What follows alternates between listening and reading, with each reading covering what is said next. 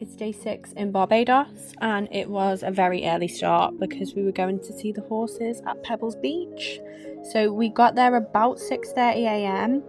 and this was one of my favourite things that I did last year in Barbados. So it's after all the racehorses have finished their morning training, they come down to the beach and have a little swim as a cool down. So one thing I would say is that this year it wasn't quite as good as last year, so I would say I found it a bit more commercialised, more people being charged for horse riding instead of actual race horses in the sea, which is what I wanted to come and watch. But it is still good and a good experience if you're going for your first time. I'd just say it is not the same as it was when we were done. It was still pretty early. I think it was still about 7:30 a.m. So we thought while we were out and about in the car, we started driving over to the East Coast because we hadn't been to Bathsheba yet, and we did want to have a little look. We've heard it's a bit different to other areas of Barbados, so we wanted to see what it was like, and we thought we'd head over there for like some breakfast and coffee. So we started the drive from Pebbles Beach, and I think it took maybe 30-40 minutes because it was pretty quiet, and then we drove straight to a place called the Roundhouse, which was absolutely gorgeous. I definitely recommend visiting here if you are on the East Coast. The food was amazing, the coffee was lovely, and the staff were really helpful as well. So we actually arrived before they opened, and they still let us in, gave us water, gave us coffee before they were even due to open. And the food, was fabulous. So I got the cinnamon French toast and it was really good. Definitely recommend here.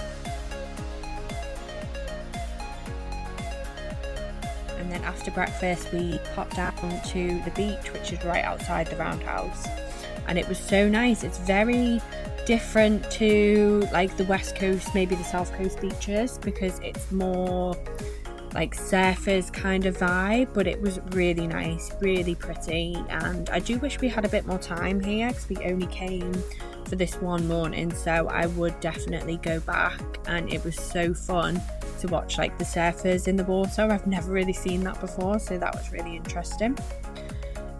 So yeah, I would definitely recommend a visit over to the East Coast if you haven't got it planned already.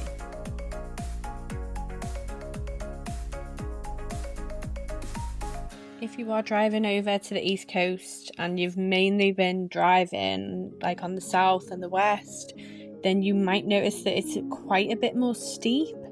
So it's not too bad, it's not anything crazy like if you're driving there, but it can be like quite an incline to get out of Bathsheba, and on the way in obviously there's quite a lot of a decline. So yeah, it's nothing too crazy, but it is quite a bit more steep on the roads than it is the rest of the island that we found.